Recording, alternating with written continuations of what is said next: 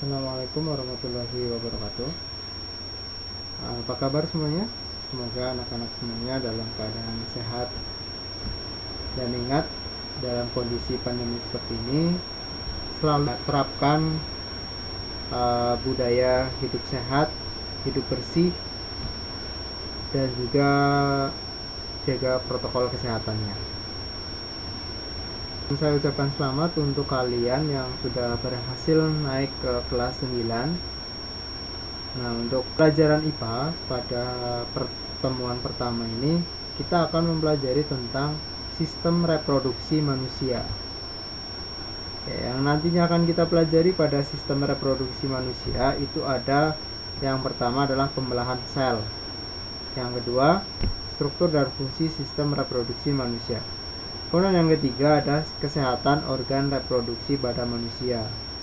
Ya, jadi ada 3 materi pokok yang akan kita pelajari pada sistem reproduksi manusia. Untuk pertemuan pertama, kita akan membahas tentang pembelahan sel. Kita masuk ke pembelahan sel dulu ya. Nah, pembelahan sel itu apa sih?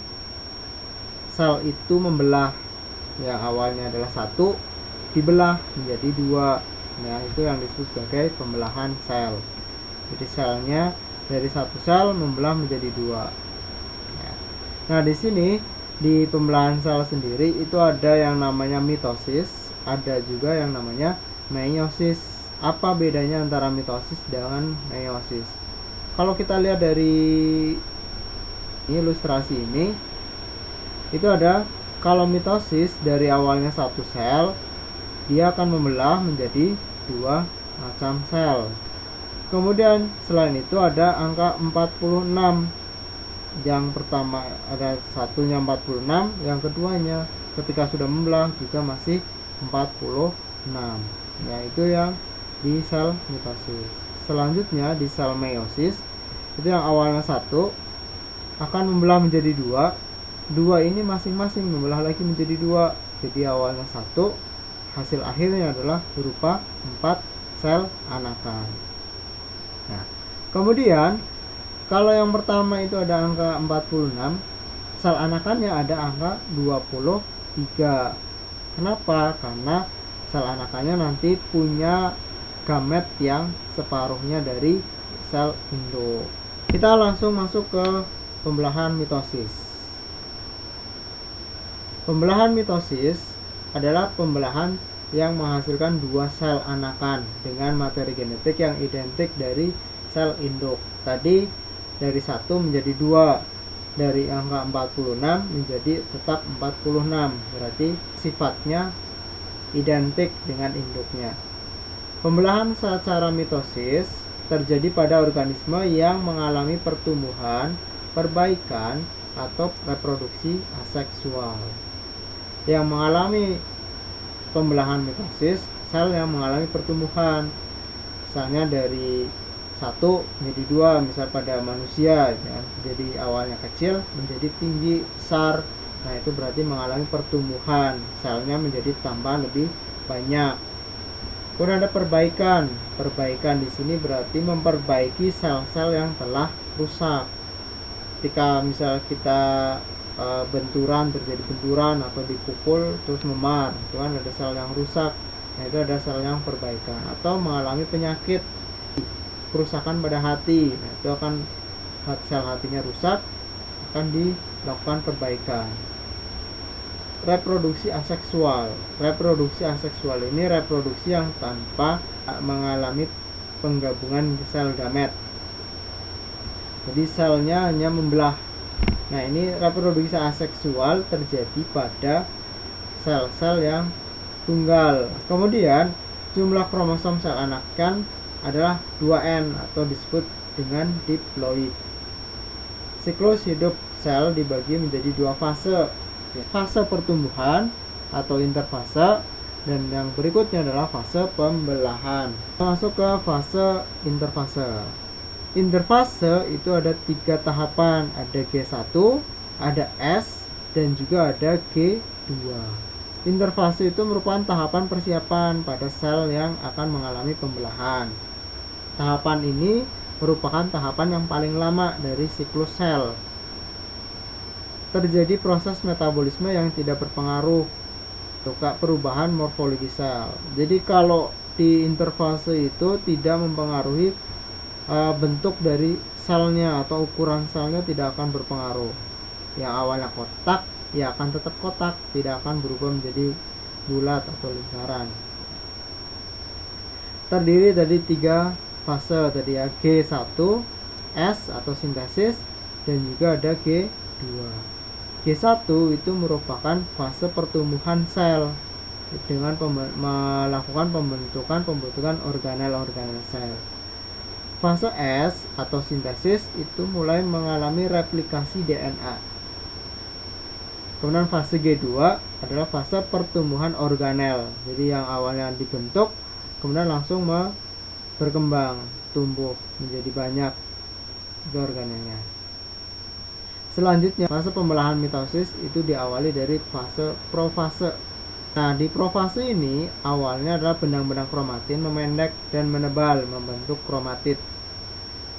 Yang awalnya hanya serabut panjang, halus, dia akan memendek, dipilin atau digulung. Benang-benang tersebut digulung, akhirnya membentuk sebuah kromatid. Kromatid berpasangan membentuk kromosom.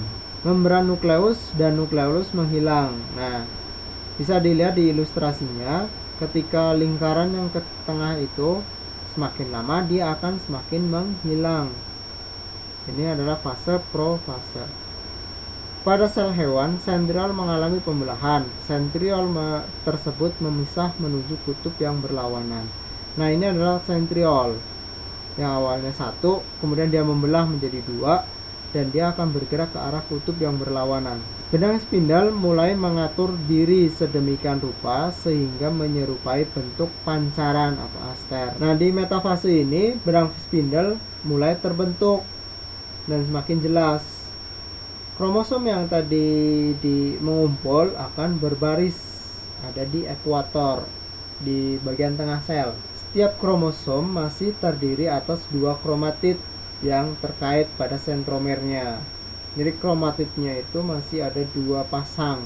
Pada setiap sentromer ada 2 kinetokor yang masing-masing dikaitkan dengan benang spindel.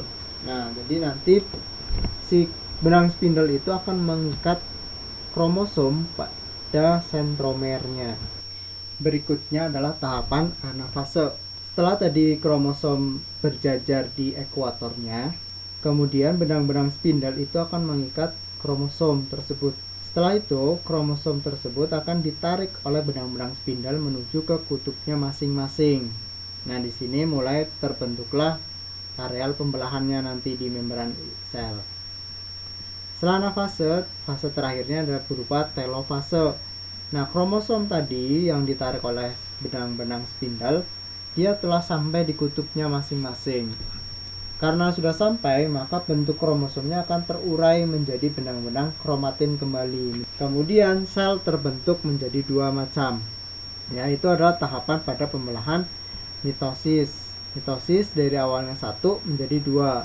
Sekarang masuk ke meiosis. Di meiosis sendiri merupakan pembelahan sel yang menghasilkan 4 sel anakan dengan sifat kromosom setengah dari sifat induknya. Pembelahan meiosis bertujuan untuk perkembangbiakan secara seksual atau pembentukan sel gamet. Meiosis mengalami pembelahan inti 2 kali, yaitu ada meiosis 1 dan juga meiosis 2. Sehingga satu sel diploid akan menghasilkan 4 sel haploid. Jadi dari satu sel membelah menjadi 4 sel anakan yang bersifat haploid atau setengah dari induknya. Sebelum pembelahan meiosis terjadi, sel mengalami fase pertumbuhan atau fase interfase. Ada G1, S, dan G2 fase pertumbuhannya. Kemudian baru masuk ke tahapan pembelahan meiosis. Kita langsung masuk ke pembelahan meiosis 1 dengan tahapan awal adalah profase 1. Di profase 1, membran inti mulai menghilang. Benang-benang kromatin mulai memendek membentuk kromosom homolog. Terjadi pindah silang atau pertukaran DNA antara dua kromatid. Selanjutnya metafase 1. Kromosom homolog akan bergerak ke bidang ekuator dengan sentromer mengarah ke kutub. Masing-masing kromosom akan berikatan dengan benang-benang spindel di bagian sentromernya.